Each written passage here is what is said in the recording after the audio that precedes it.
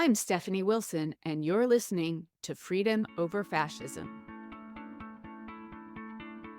Most of my job is talking to people in the hoods of West Louisville and North Lexington and the hollers of Appalachia and listening to them and hearing what their issues are, because there's almost no one I talk to who isn't interested in politics.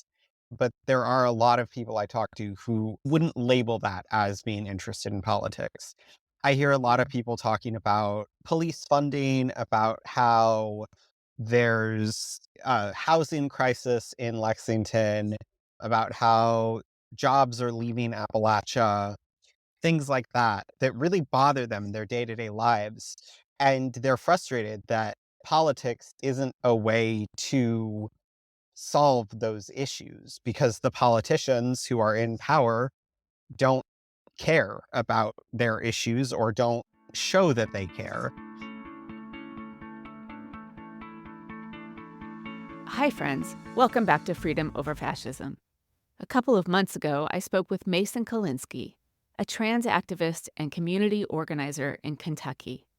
He, like Abby Kasicki, the Gen Z organizer from episode 58, participated in organizer training with Arena. I spoke with the managing director of Arena, Lauren Baer, in episode 47.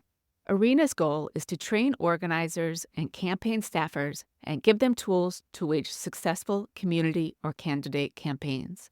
And we know from everyone we talk to that contesting every race all the way up and down the ballot and organizing communities is what's going to help change politics in this country. This week, the Supreme Court agreed to hear a case about banning gender-affirming care in minors. So hearing about Mason's work is particularly timely. Also, for those of you who organize in rural areas, like Mason does in Appalachia, listen for his comments about people who are interested in politics but don't label their concern as political. They're concerned about housing affordability, jobs leaving Appalachia, and the price of food. And they're wary of politicians coming in every couple of years asking for votes, rather than coming to communities, listening to what the community needs, and staying in the community to help make change on the ground. Mason's prescription for rural organizing is very similar to that of Andrea Miller from episode 30, who works with BIPOC voters in the South to help solve community problems with democracy centers. She works with Center for Common Ground.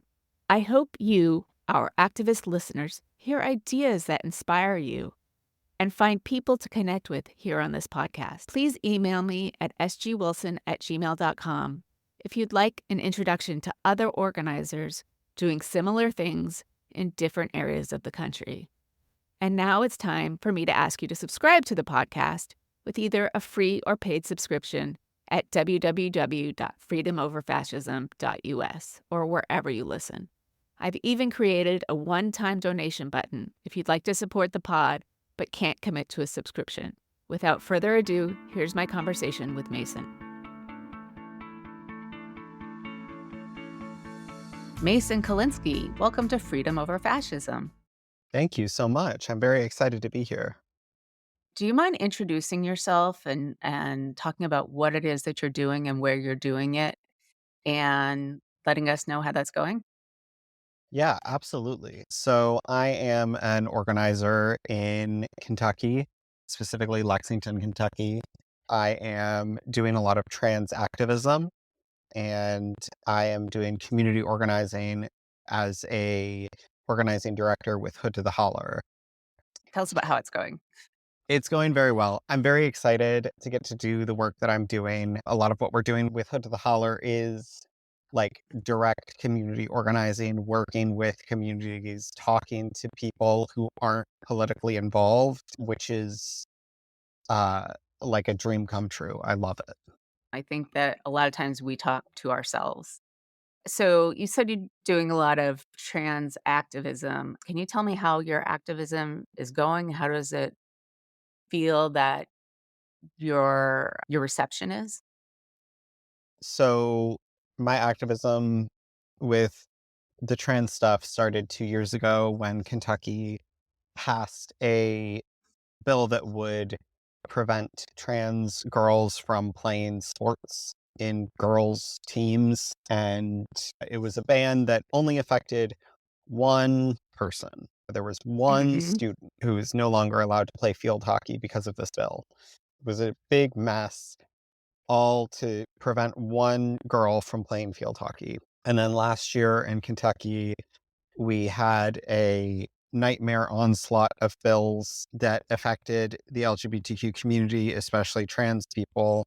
And I went down to Frankfurt, which is the Kentucky state capital, and I testified multiple times and tried everything I could to get our ban on gender affirming care for minors to not pass.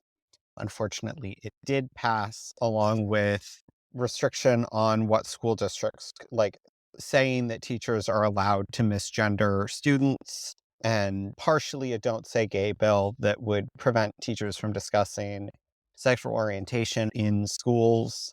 So then I went from school board to school board, talking to the school boards and trying to get them to pick the less harmful of the two options outlined in the bill, which was moderately successful. A lot of school boards did not want to hurt trans kids. They were not interested in the propaganda that the legislature was spewing about how trans kids are bad for education and things like that.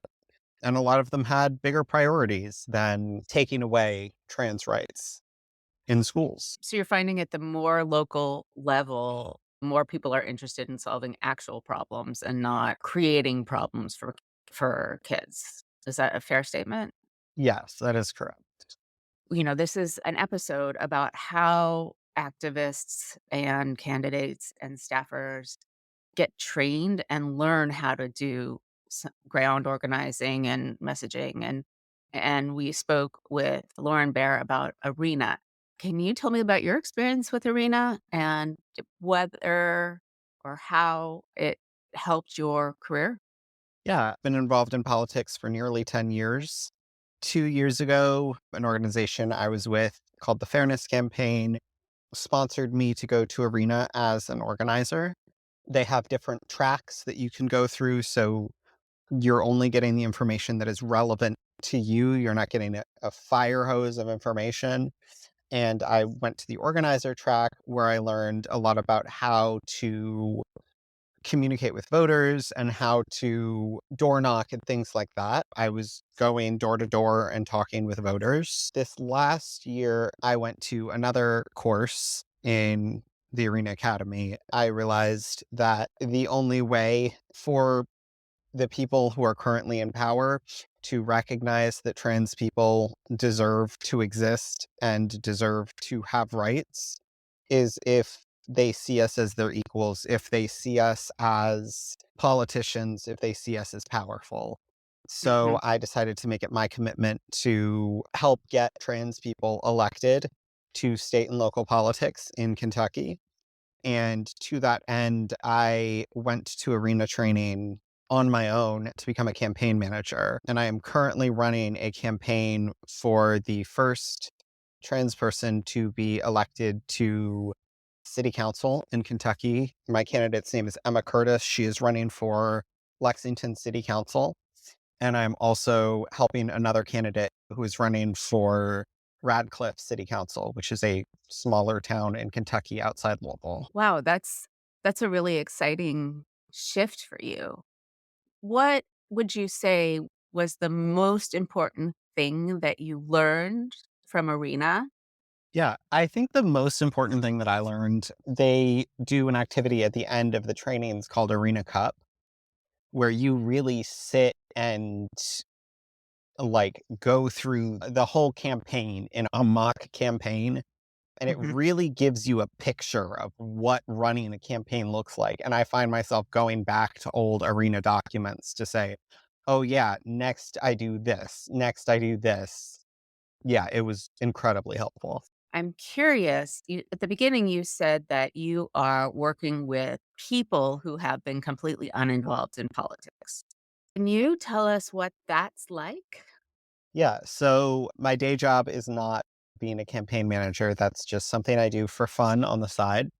because I believe in my candidate and I believe in trans power. My day job is working with Hood to the Holler, which is an organization that was started in 2020 by Charles Booker, a candidate for U.S. Senate in Kentucky. His organization was founded on the principle that those of us in the hood of West Louisville and North Lexington, and those of us in the hollers of Appalachia, are disenfranchised in the same way and by the same systems of oppression. And so if we come together, we can build power because we have the same things we care about. So I was hired by Hood at the Holler last year to be the organizing director. And most of my job is talking to people in the hoods of West Louisville and North Lexington and the hollers of Appalachia and listening to them and hearing what their issues are, because there's almost no one I talk to who isn't interested in politics. But there are a lot of people I talk to who wouldn't label that as being interested in politics. I hear a lot of people talking about police funding, about how there's a housing crisis in Lexington, about how jobs are leaving Appalachia, things like that, that really bother them in their day-to-day lives. And they're frustrated that politics isn't a way to solve those issues because the politicians who are in power don't care about their issues or don't show that they care. So we're trying to help them come up with solutions to these problems that work for them. So, would you say, and this is the really interesting piece to me, is Mhm. finding a way to connect on the things that people need and values and connecting that to action, to knowing that voting could help change that, but also in areas that haven't previously had options or were particularly voter intensive, right? They're high potential voters, but not necessarily regular voters. Do they connect what they want to see with who they elect? I think a lot of the people I've spoken to are sick of campaigns and 501c3s or C4s coming into their neighborhoods and making big promises and then leaving. Like campaigns statewide in Kentucky will often invest in an organizer in West Louisville or Appalachia for 6 months every Mhm. couple years, and then that's it.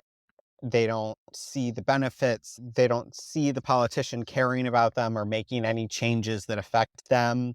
My advice to organizers, and this is very difficult, but people who are planning to run in their local or state elections, is to actually go into the communities long before you're running for office. Like, figure out what the people in the communities actually care about and show up for that before your name is on the ballot, before you're considering running.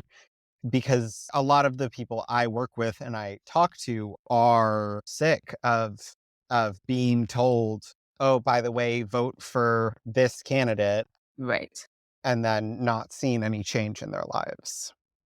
I think that that is fairly common in lots of places where things aren't going well. Do you know Andrea Miller from Center for Um, Common Ground? I don't think I know them personally. Well, so Center for Common Ground works primarily in Virginia and Georgia, and her theory of the case is that hungry people don't vote, is the way that she boils it down, which is that if people have concerns that are much more about their daily lives, then the way to reach them is to listen to what they need and then find a way to get it to them. And so she set up these democracy centers all across Virginia where it might have a food bank, it might have whatever the community has said they need the most. And then people can take advantage of all the services. And the only thing that is asked of them in return is that they do something for democracy. So at the same time that they're learning that if in that space, if they make clear what they need, that it can happen, then they can kind of translate that into political awareness. But her very, very first step is getting into the communities and finding out what they need and staying there.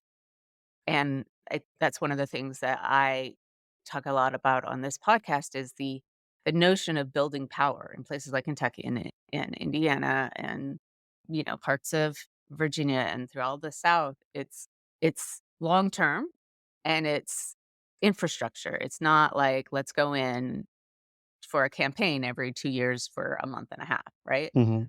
You have to build your relationship with the community, which is I'm just repeating what you said. What are you hearing at the doors, and how interested are they in talking with you? Yeah, I think that I really like that saying that you brought up that hungry people don't vote because that resonates very well with our experiences. I am a white man and I was born in Appalachia, but I don't have the accent. So a lot of times when I'm going into these communities, I'm perceived as an outsider. So I spent a lot of time canvassing for our constitutional officers, our statewide officers last year, and went into a lot of areas in North Lexington to do that. And there was a Black gentleman I spoke to who told me, like, I don't really care to vote. I'm not really interested in whatever you're selling because he told me his kids have witnessed a ton of drive-by shootings. There's a ton of violence happening in that area, and the police don't care, and the city government doesn't care, and the state government doesn't care. So why should he vote for any of them? I kind of agreed with that. Like, I didn't have anything I could say to argue against that. He also said, "It's clear you're not from this area. It's clear you don't know us, you don't know our community, and that you're gonna leave in 5 days when the election's over and not come back." And that kind of inspired me to make the changes we've been making in our organization in terms of we are now getting involved in the communities now, not really for the election later this year, Mm. but to be involved in the communities.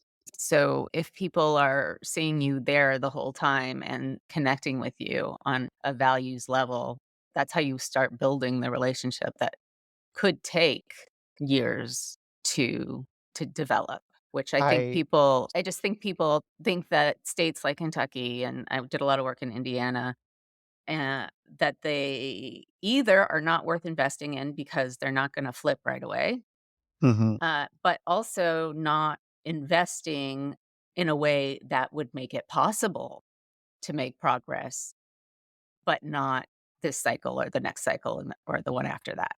yeah, So I think it's really important to be really invested in the infrastructure. And I talk a lot about that on this podcast and try to talk to people who are in rural or local or state places where a little bit of understanding from people who actually live there goes a really long way.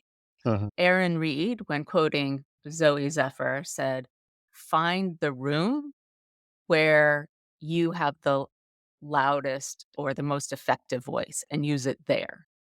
And yeah, I find that to be a really compelling thought because if you can speak and act locally in a way that's real and isn't swooping in from outside, then you have a better chance of building those long-term relationships. can I build on that a little bit?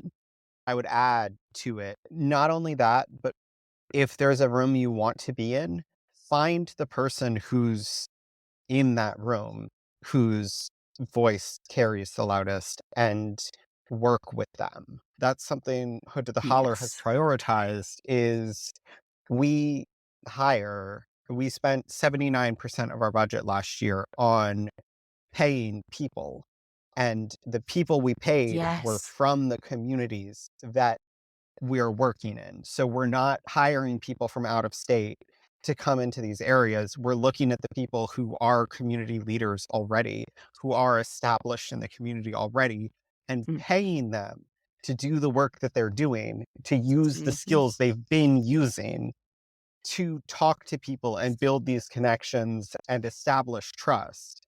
Because there are people in these communities who are aware of politics and who care about politics.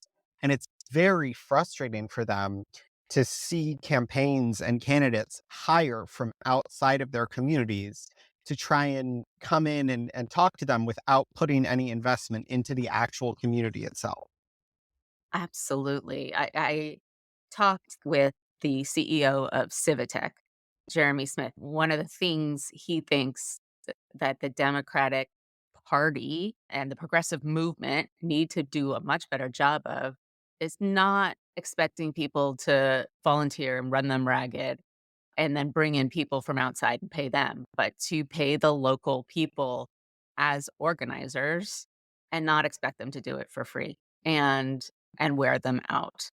And I think that that is such a salient point that the political group, a group like yours, a group even like a state party, which doesn't have a whole lot of money, if they rearrange their priorities to say, okay, who's in the community, who's got the connections, how can we support them as an organization or individually as someone we can pay, I think that would be a lot more effective. I agree.